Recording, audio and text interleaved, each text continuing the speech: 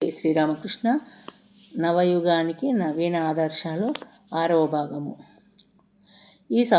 ఈ దృక్పథాన్ని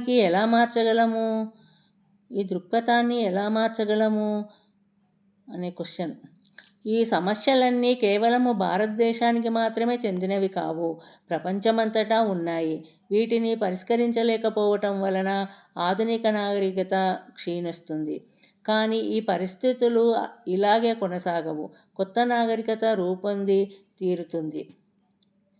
దానిని మనము స్వాగతించవలసినదే. ఆ కొత్త నాగరికతను స్వాగతించడానికి, దానికి సంసిద్ధం కావడానికి తగిన శక్తి, ఆదర్శాలు మనకు ఉన్నాయో లేదో మనం పరిశీలించుకోవాలి. మనము ప్రస్తుతం నూతన నాగరికత యొక్క ప్రవేశ ద్వారం వద్ద నిలబడి ఉన్నాము. ద్వారంలోనే నిల్చున్నాము కనుక రెండు వైపులా చూడగలము. కానీ సూక్ష్మదృష్టి లేకపోవడం వల్ల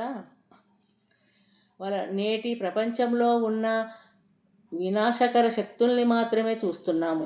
కొత్త సమాజాన్ని, వ్యవస్థలను నిర్మించడానికి నిశ్శబ్దంగా కృషి చేస్తున్న శక్తులను చూడలేకపోతున్నాము.